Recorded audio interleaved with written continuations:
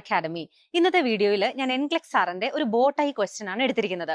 ഈ ക്വസ്റ്റ്യനിലെ 4 conditions NCLEX സാറൻ confusing ആകുന്ന conditions ആയതുകൊണ്ട് തന്നെ ഒരുമിച്ച് എപ്പോഴും ചോദിക്കാറുള്ള കണ്ടീഷനാണ്.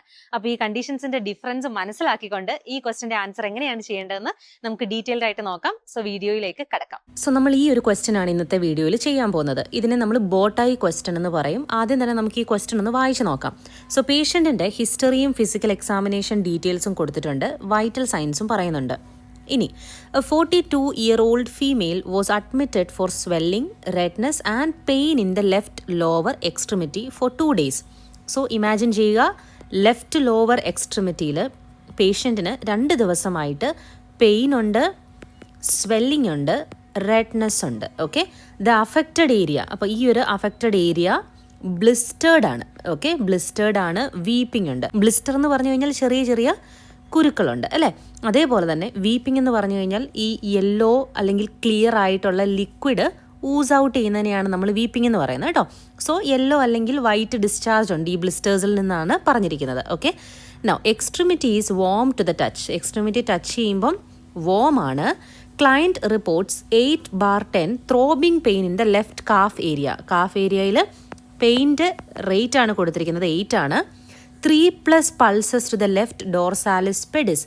പൾസിൻ്റെത് 3+ എന്ന് വരുമ്പം നമുക്കറിയാം നോർമലാണ്, സ്ട്രോങ് പൾസ് എന്നാണ് അതിനെ പറയുന്നത്. ഓക്കെ, സോ 3+ പൾസ് എന്ന് പറയുന്നത് നോർമലാണ്, സ്ട്രോങ് ആയിട്ടുള്ള ഈസിലി പാൽപ്പബിൾ ആയിട്ടുള്ള പൾസാണ് പേഷ്യൻ്റിനുള്ളത്.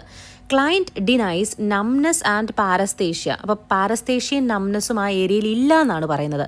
ഓക്കെ, സോ ഇത്രയാണ് പേഷ്യൻറ്റിൻ്റെ ഡീറ്റെയിൽസ്. നൗ വൈറ്റൽ സയൻസിൽ കൊടുത്തിരിക്കുന്നത് ടെമ്പറേച്ചർ ഹൈ ആണ് അല്ലേ, ഫീവർ ഉണ്ട് പേഷ്യൻറ്റിന്, pulse 112, respiratory rate 19, BP 104/62, pulse oximetry reading 98%, അതും നോർമലാണ്. ഓക്കെ, സോ ഇത്രയാണ് വൈറ്റൽ സയൻസിൻ്റെ ഡീറ്റെയിൽസ് കൊടുത്തിരിക്കുന്നത്. Now the nurse reviews the client's history and physical and vital signs to prepare the client's plan of care. Complete the diagram by dragging the choices below to specify what condition the client is most likely experiencing, 2 actions the nurse should take to address that condition, and 2 parameters the nurse should monitor to assess the client's progress. So ഇവിടെ 4 conditions കൊടുത്തിട്ടുണ്ട്. ഈ കണ്ടീഷനിൽ ഏത് കണ്ടീഷനാണ് ഈ സിംറ്റവും vital സയൻസും ഒക്കെ വെച്ചിട്ട് പേഷ്യൻ്റ് എക്സ്പീരിയൻസ് ചെയ്യുന്നതെന്ന് നമുക്ക് തോന്നുന്നത് അത് ഡ്രാഗ് ചെയ്തിട്ട് നമ്മളിവിടെ ഡ്രോപ്പ് ചെയ്യണം. ആ കണ്ടീഷനെ ബേസ് ചെയ്തിട്ട് എന്ത് ആക്ഷനാണ് എടുക്കേണ്ടത്, അങ്ങനെ 2 ആക്ഷൻസ് നമ്മളിവിടെ ഡ്രാഗ് ചെയ്ത് ഡ്രോപ്പ് ചെയ്യണം. പേഷ്യൻറ്റിൻ്റെ പ്രോഗ്രസ് ഒബ്സർവ് ചെയ്യാനായിട്ട് അല്ലെങ്കിൽ അത് മോണിറ്റർ ചെയ്യാനായിട്ടുള്ള 2 പാരാമീറ്റേഴ്സും നമ്മളിവിടെ ഡ്രാഗ് ചെയ്ത് ഡ്രോപ്പ് ചെയ്യണം. സോ ഇതാണ് നമ്മളിവിടെ ചെയ്യുന്നത്. ഓക്കെ, സോ നമുക്കിവിടെ ആദ്യം നിങ്ങൾ കണ്ടുപിടിക്കേണ്ടത് ഈ മിഡിൽ പാർട്ട്, അതായത് ഏത് കണ്ടീഷനാണ് ഈ പേഷ്യൻ്റ് എക്സ്പീരിയൻസ് ചെയ്യുന്നതെന്ന് ഐഡൻറ്റിഫൈ ചെയ്തെടുക്കണം. ഓക്കെ, സോ അതിനായിട്ട് ഈ 4 കണ്ടീഷൻ്റെ ഡിഫറൻസ് അറിഞ്ഞിരിക്കണം. ഓക്കെ, സോ ഇവിടെ എൻക്ലെക്സ് അസസ് ചെയ്യുന്നത് ഈ സിംറ്റംസ് വെച്ചിട്ട് ഈ പേഷ്യൻ്റ് ഏത് കണ്ടീഷൻ എക്സ്പീരിയൻസ് ചെയ്യാനുള്ള സാധ്യതയാണ് കൂടുതൽ, അത് ഐഡൻറ്റിഫൈ ചെയ്യാൻ നമുക്ക് പറ്റുന്നുണ്ടോ എന്നാണ് നോക്കേണ്ടത്. സോ ഇവിടെ cellulitis, arterial embolism, deep vein thrombosis, compartment syndrome, ഇങ്ങനെ 4 കണ്ടീഷനാണ് കൊടുത്തിരിക്കുന്നത്. ഇത് തമ്മിലുള്ള വ്യത്യാസം നമുക്ക് ആദ്യം ഒന്ന് നോക്കാം. നൗ സെല്ലുലൈറ്റിസ് പേരിൽ കൊടുത്തിരിക്കുന്നത് പോലെ തന്നെ സ്കിന്നിനും ടിഷ്യൂസിനുമുള്ള ഇൻഫെക്ഷനെയാണ് നമ്മൾ സെല്ലുലൈറ്റിസ് എന്ന് പറയുന്നത്. ബാക്ടീരിയൽ ഇൻഫെക്ഷനാണ്. ഓക്കെ, സോ സ്കിന്നിനും അതുപോലെ തന്നെ സബ്ക്യൂട്ടേനിയസ് ടിഷ്യൂവിനുമുള്ള ഇൻഫെക്ഷനാണ്. നൗ സെല്ലുലൈറ്റിസിൽ എന്താ സംഭവിക്കുന്നത്, ഇൻഫെക്ഷൻ ഉള്ളപ്പോൾ സോ നമ്മുടെ കാലിൽ ഒരു ഇൻഫെക്ഷൻ വരുവാണ്, ബാക്ടീരിയൽ ഇൻഫെക്ഷൻ. അവിടെ റെഡ്നെസ് ഉണ്ടാകും, സ്വെല്ലിംഗ് ഉണ്ടാകും, ഇൻഫ്ലമേഷൻ ആയതുകൊണ്ട് തന്നെ വോംത്ത് ആയിരിക്കും ഉണ്ടാവുക, ഇൻഫെക്ഷൻ ഉള്ളത് കൊണ്ട് ഫീവർ ഉണ്ടാകാം അല്ലേ. ബ്ലിസ്റ്റേഴ്സ് ഒക്കെ ബാക്ടീരിയൽ ഇൻഫെക്ഷൻ്റെ സൈൻ ആണ് അല്ലേ. സോ ഊസിങ് ഇതൊക്കെ ഉണ്ടാവാം അല്ലേ. വീപ്പിങ് നമ്മൾ ഓൾറെഡി കണ്ടു. നൗ അടുത്തത് deep vein thrombosis. Deep vein ത്രോംബോസിസിൽ ത്രോംബോസിസ് എന്ന പേരുണ്ട് അല്ലേ. ത്രോംബോസിസ് എന്ന് പറഞ്ഞു കഴിഞ്ഞാൽ ബ്ലഡ് ക്ലോട്ടാണ്, അതായത് കാലിലെ ഡീപ്പ് വെയിനിൽ ബ്ലഡ് ക്ലോട്ട് ഫോം ആവുകയാണ്. ഓക്കെ, അവിടെ സ്വെല്ലിംഗ് ഉണ്ടാകാം, പെയിൻ ഉണ്ടാകാം, വോംത്ത് ഫീൽ ചെയ്യാം സ്വെല്ലിംഗ് ഉള്ളത് കൊണ്ട്, ടെൻഡർനെസ് ഒക്കെ ഉണ്ടാകാം. നൗ സെല്ലുലൈറ്റിസും ഡീപ്പ് വെയിൻ ത്രോംബോസിസും ഒന്ന് ഇമാജിൻ ചെയ്യുക. DVTയിൽ പേഷ്യൻറ്റിന് ഒരിക്കലും ബ്ലിസ്റ്റേഴ്സ് കാണില്ല അല്ലേ. ബ്ലിസ്റ്റേഴ്സോ അതുപോലെ തന്നെ വീപ്പിങ്ങോ ബ്ലിസ്റ്റേഴ്സ് എന്ന് പറഞ്ഞു കഴിഞ്ഞാൽ ചെറിയ ചെറിയ കുരുക്കളാണ്, അല്ലെ അത് ഇൻഫെക്ഷൻ്റെ സമയത്താണ് ഉണ്ടാകുന്നത്.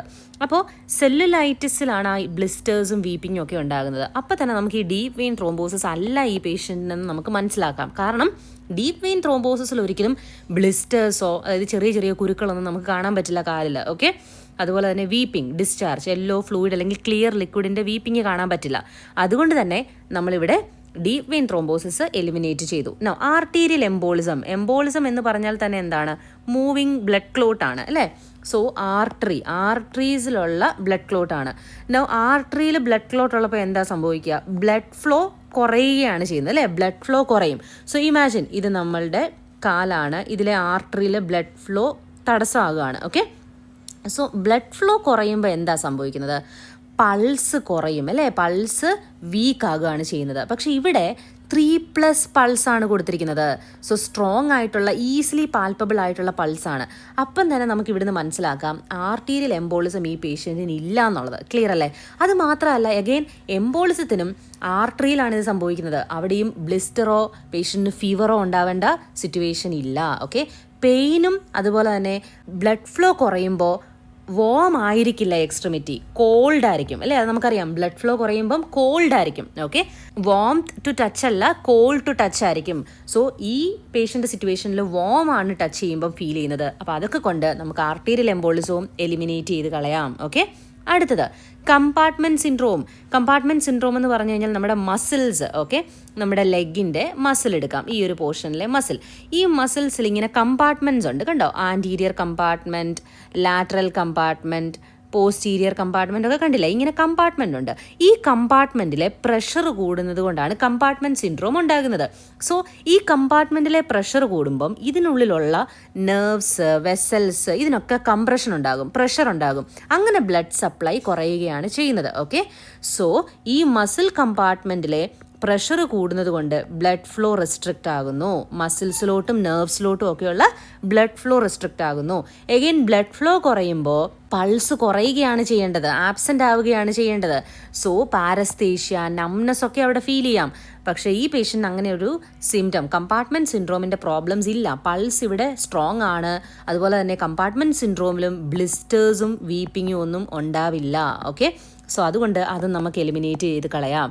സോ ഈസി ആയിട്ട് നമ്മൾ ഈ 4 കണ്ടീഷൻസ് ഡിഫറൻഷിയേറ്റ് ചെയ്തെടുത്തു. ഓക്കെ, ഈ പേഷ്യൻറ്റിൻ്റെ കണ്ടീഷൻ എന്ന് പറയുന്നത് സെല്ലുലൈറ്റിസ് ആണ്. സെല്ലുലൈറ്റിസ് ഇവിടെ ഡ്രാഗ് ചെയ്ത് ഡ്രോപ്പ് ചെയ്യുക. ഓക്കെ, ഇനി സെല്ലുലൈറ്റിസിനെ ബേസ് ചെയ്തിട്ടുള്ള ആക്ഷൻസ് നോക്കിയാൽ മതി.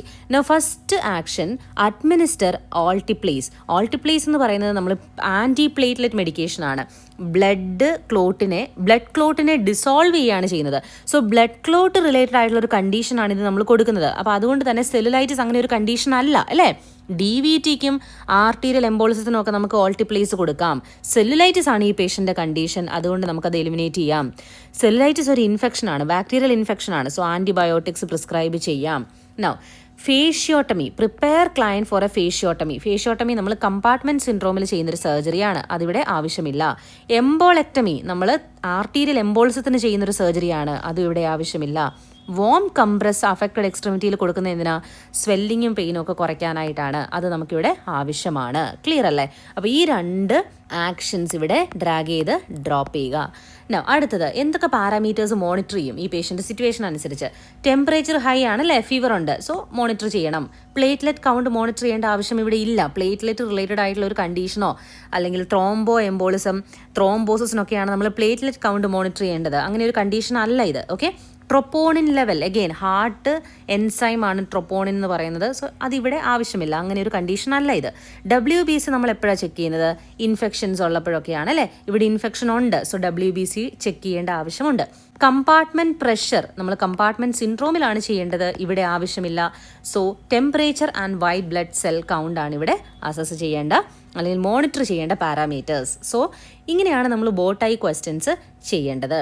So cellulitis, arterial embolism, deep vein thrombosis, compartment syndrome ഇതൊക്കെ ഒരേ രീതിയിൽ സിംറ്റംസ് ഉള്ള സ്വെല്ലിങ്ങും പെയിനും എക്സ്ട്രിമിറ്റീസിലുള്ള കണ്ടീഷൻ ആയതുകൊണ്ട് ഇത് മിക്കവാറും ഒരുമിച്ച് ചോദിക്കാറുണ്ട് ക്വസ്റ്റ്യനിൽ. സോ ഇതിൻ്റെ ഡിഫറൻസ് മനസ്സിലാക്കുക എന്നുള്ളത് വളരെ ഇമ്പോർട്ടൻ്റ് ആണ്. അപ്പോൾ ഈ ഒരു ക്വസ്റ്റ്യൻ നിങ്ങൾക്ക് ക്ലിയർ ആയെന്ന് വിശ്വസിക്കുന്നു. സോ വളരെ ഇമ്പോർട്ടൻ്റ് ആയിട്ട് NCLEX സാറിന് ചോദിക്കാൻ സാധ്യതയുള്ള കോണ്ടന്റ് ആണിത്.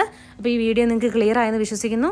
NCLEX സാറിൻ്റെ ഡിഫറെൻറ്റ് ടൈപ്പ് ഓഫ് ക്വസ്റ്റ്യൻസ് പ്രോപ്പറായിട്ട് സ്ട്രാറ്റജീസ് യൂസ് ചെയ്തിട്ട് ആവശ്യമുള്ള കാര്യങ്ങൾ മാത്രം, ഇവിടെയാണെങ്കിലും സെല്ലുലൈറ്റിസും എംബോളിസവും ഡീപ്പ് വെയിൻ ത്രോംബോസിസും ഒക്കെ ഒരുമിച്ചാണ് ചോദിക്കുന്നത് എപ്പോഴും എന്ന് ഞാൻ പറഞ്ഞു. അപ്പോൾ അങ്ങനെ ചോദിക്കുന്ന ഒരുപാട് കണ്ടീഷൻസ് ഉണ്ട്. ഒരുമിച്ച് ചോദിക്കുന്ന കണ്ടീഷൻസ് അല്ലെങ്കിൽ ഡിഫറൻസ് നമ്മൾ അറിഞ്ഞിരിക്കേണ്ട കണ്ടീഷൻസ് ഒക്കെ ഉണ്ട്. സോ അങ്ങനെ നമുക്ക് NCLEX സാറിന് റിലേറ്റഡ് ആയിട്ടുള്ള കാര്യങ്ങൾ തിയറി പഠിച്ച് നിങ്ങൾക്ക് എക്സാം പ്രിപ്പറേഷൻ ചെയ്യണം എന്നുണ്ടെങ്കിൽ ഞങ്ങളെ കോൺടാക്ട് ചെയ്യാം. ഞങ്ങൾക്ക് ക്രാഷ് കോഴ്സും അതുപോലെ തന്നെ ഫുൾ കോഴ്സും അവൈലബിൾ ആണ്. ഞാൻ തന്നെയാണ് ക്ലാസ്സസ് എടുക്കുന്നത്. So thank you so much for watching this video.